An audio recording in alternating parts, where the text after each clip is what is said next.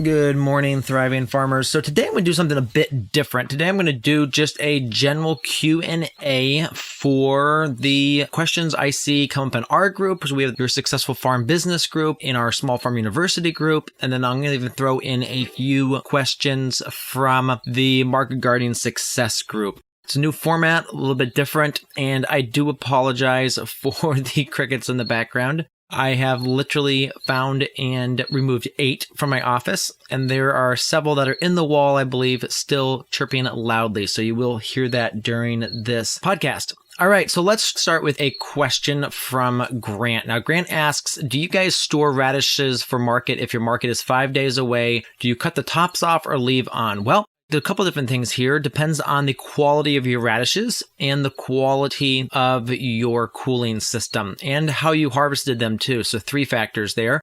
I mean, if everything is perfect, I mean, they're beautiful radishes, they've got healthy tops, you harvested them in the cool of the morning, they immediately got chilled, and you have really cool coolers that can hold it at, let's say, 33 degrees, I think absolutely you could leave the tops on because obviously the tops have a better presentation and you'll be able to sell them probably for a better price with the tops on. But, if those things aren't ideal, then I would just go ahead and top and sell by usually like a half pint or a pint container for those. So again, that's how I would approach this, and it really depends on your situation.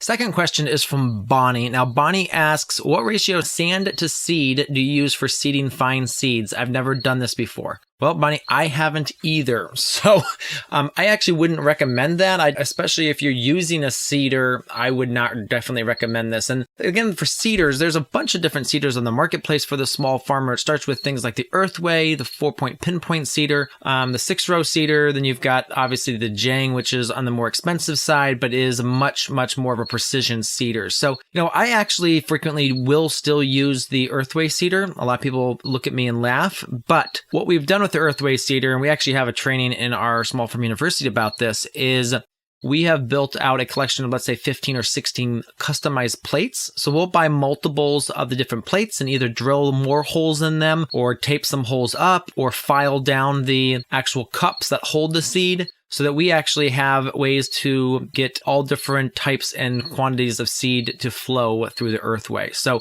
the other quick tip on that I would recommend is that you want to start about 2 feet before your bed to actually start turning the front wheel, which means that as soon as you start into the end of your bed, that you're actually dumping seed out. Because that's another thing we see is that if you don't have that seed queued up, it can take 6 or 8 inches to actually, or 10 inches to actually get started in the bed. So Bonnie, yeah, I don't recommend that. I mean, if you're seeding by hand, maybe you might want to do that, but definitely find with a cedar, you're going to tear a cedar up if you were thinking of doing that.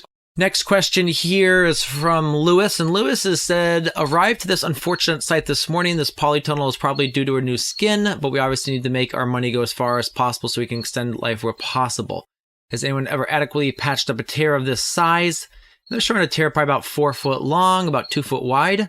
My biggest question is, what caused the tear?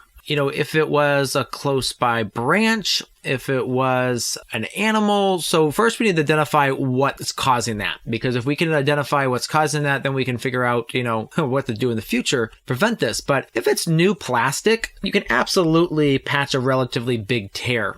We've actually found the best luck with Tyvek tape. It's a tape they use in the housing industry to hold the house wrap together. You can get white and you can get red. And so we found that actually kind of be a really high quality. It sticks really well. And it is kind of white or red, so it's not clear, but it sticks much better than the commercial tape they sell, and it's a lot cheaper too. And if your plastic is 4 years old or older, maybe your plastic just failed from age. And if that's the case, I would just go ahead and remove it, because you'll find that after 4 years or so in the sun that your plastic gets cloudy enough that it's actually reducing production in your tunnel. And if you change it out, you'll actually get better production. Your plants won't get as leggy, so they'll stay nice and more compact. And so we absolutely would see that on our farm, when the plastic started to get old, that we did need to change it out. So definitely think about that, but also think about, to kind of summarize, think about how it happened and try to figure out how you can prevent that from happening in the future, because that's a really big rip. All right, so here we go. Next question is first time from Patty. It's first time growing shallots. Best way to sell them by the pound, the pints, or quarts? Well, Patty, it really depends on who you're selling to. So let's say you're selling to a restaurant. Usually they're going to want it by the pound because that's how they buy things usually. I would sell it by like a 3-pound case or something like that. And then if you're selling at retail markets, we love to break things up by quantities. And here's the reason why. Because if you break it up by quantity, people aren't looking at the price per pound and price comparing. So again, this is something we teach in our farmers market challenge. But if you see your competition selling your shallots by the pound, sell them by the pint. If your competition is selling by the pint, sell maybe by the half pound because shallots can be a little bit more on the more expensive side. So it brings down the displayed price a little bit. So I've definitely seen that happen as well. So there's a couple different ways to do that. And with shallots especially, it's better to have a recipe with them because they're more of a unique item. They're a little bit more mild, more fine flavored. And so get a recipe with it. And then you can also think about doing a demo with them or working with a local chef to kind of pull some recipes together as well. We've done that in the past as well. Yeah, so again, get them out there. Get them in little containers is my go-to. There were some little half-pint containers we used that were wooden that really made them stand out.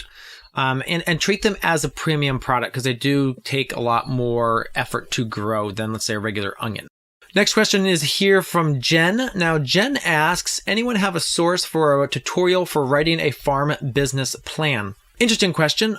We don't necessarily recommend a farm business plan unless you're going for serious financing. So if you're going for serious financing and require one, then yeah, pull one together. But I mean, the thing you learn about most people is that most business plans kind of go out the window the moment they start running the business because businesses change so much. You know, you may start with something and then immediately realize that something changes. And if you are looking to do some side of like business overview or something like that, we would definitely recommend a business model canvas. So if you just Google business model canvas, a bunch of them will come up. And basically it's a much simplified business plan and it kind of lists your opportunities and it lists kind of like what your product you're offering. And so it's a 1 page usually. And obviously when you write it out in detail, it can be more than 1 page, but the canvas is a 1-pager. And that kind of gives you an overview of the entire business at a glance. And so definitely recommend doing that. And then, obviously running all your numbers on some spreadsheets. And that's usually what a financial officer is going to be looking for.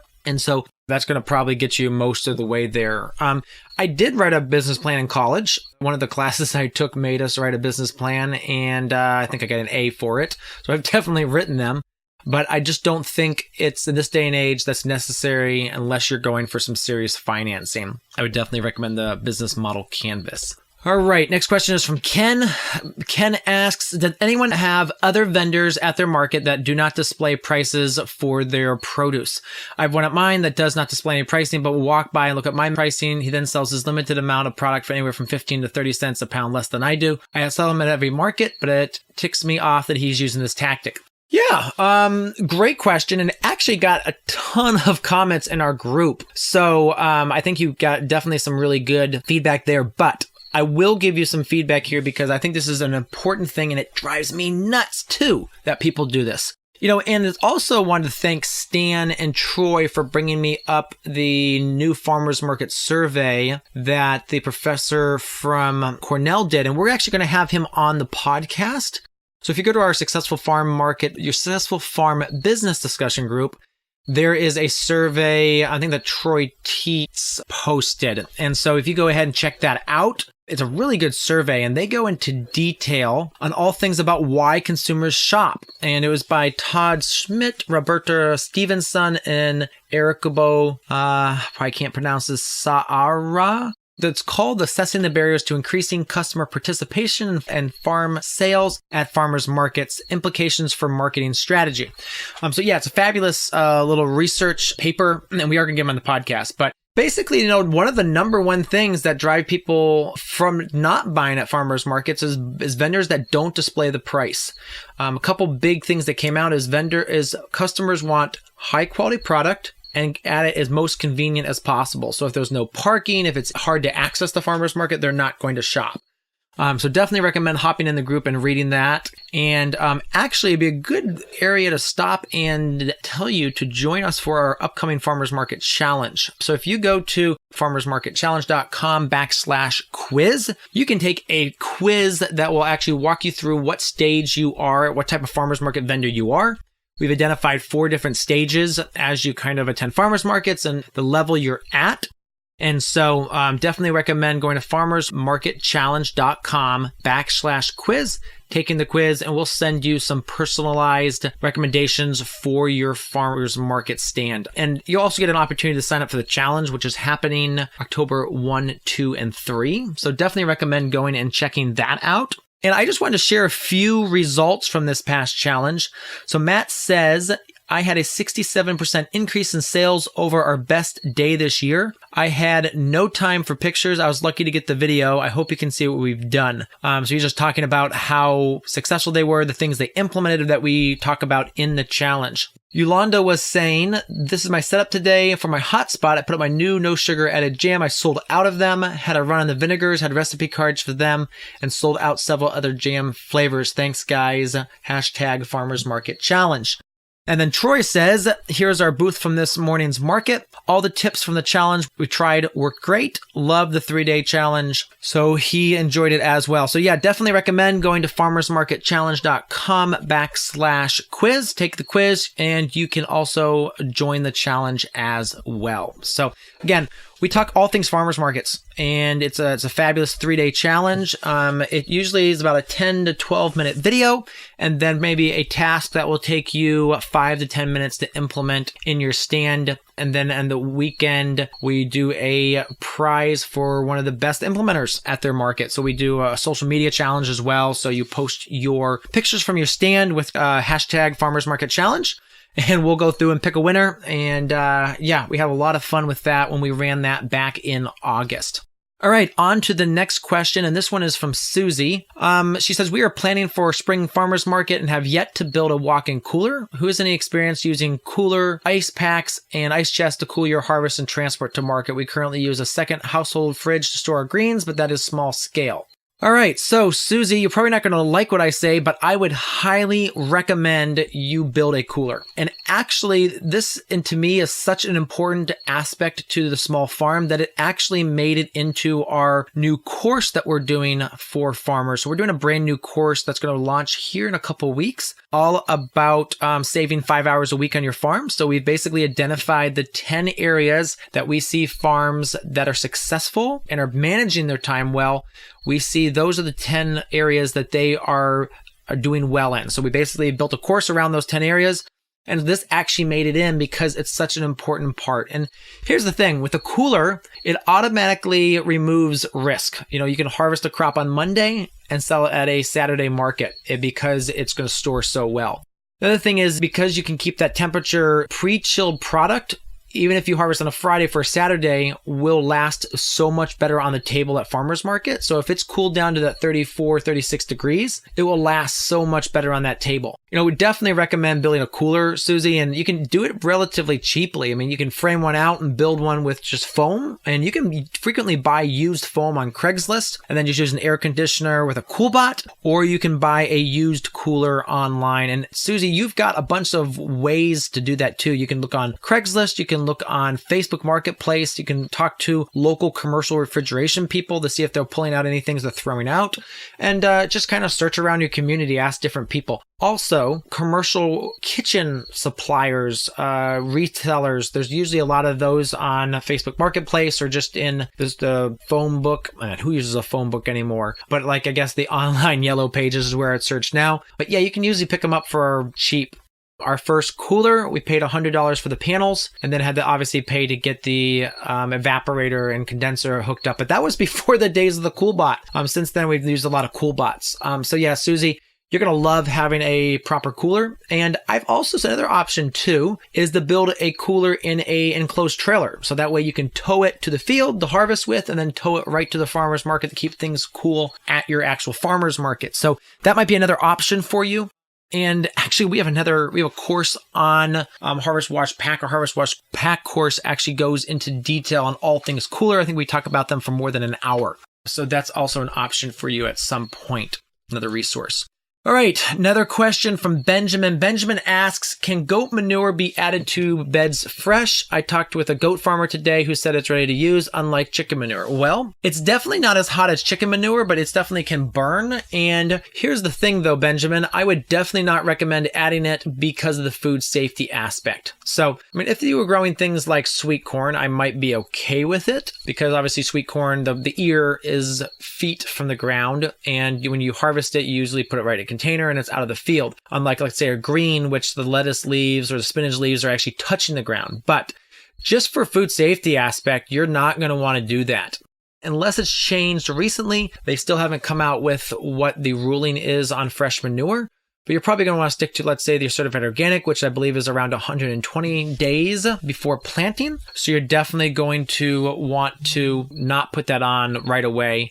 Just compost it or put on some beds that aren't going to be planted till the spring. And then you should be completely fine for that. All right, another question here from Charles. And Charles asks, total newbie question, apologize, but we are trying to lay transplants by end of the week. Irrigation. If one is to use landscape fabric over beds, is drip irrigation essential? I realize it would be beneficial, especially since we're in Texas and 95 degrees plus, but with the tail end of summer, we wanted to see if we can just run overhead until next year. Yeah, Charles, absolutely. You can just run overhead. Even on regular plastic, which is not permeable, we would actually run just overhead. And here's the reason why. The overhead, we just make sure that the hole for the transplant was big enough that water would actually go in and set the transplant.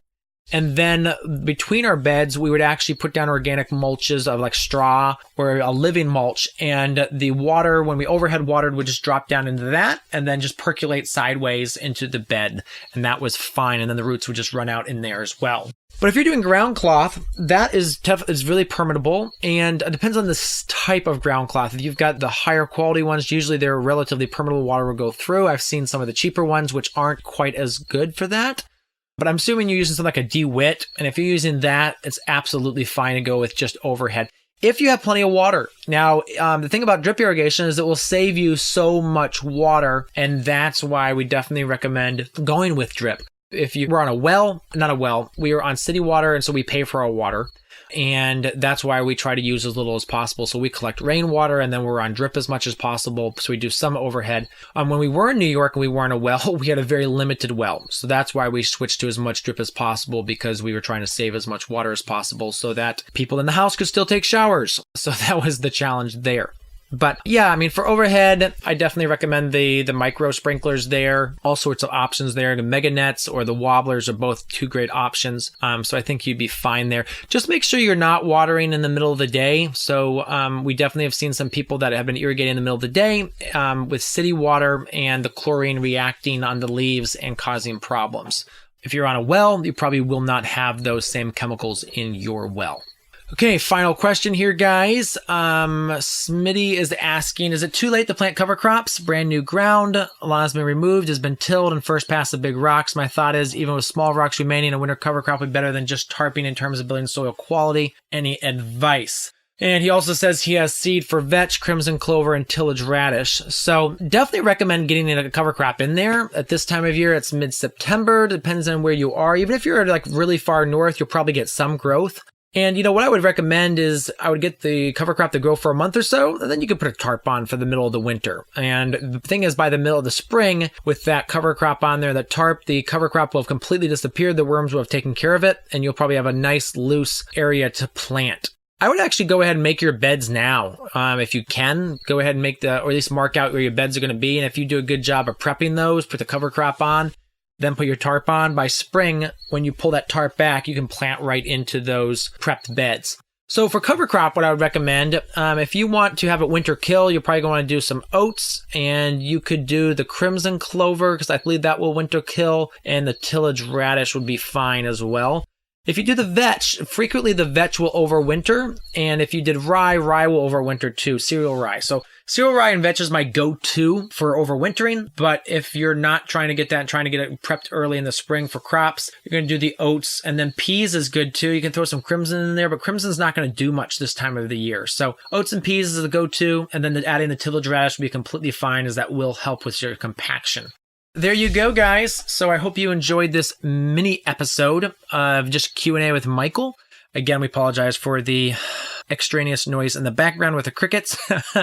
We will hopefully be able to get more of them out of here this week. And if you guys have more questions, feel free to just send us questions if you want, and give me feedback on this episode. If you enjoyed this episode, if you enjoyed this format, we have talked about adding an episode a week with just this format, Q&A. But I have to have significant audience feedback for Nicole to let me do this. Yeah, she's the one that keeps me straight and keeps me focused, which is amazing. But yeah, we might be able to tweak her arm if a bunch of you guys email in saying how you enjoyed this. So again, thank you guys so much for listening. And if you haven't yet, do check out the farmersmarketchallenge.com/quiz. because we are starting that in a couple weeks, and I know you are going to see results from that. So again, thanks for listening, and have a great rest of your day.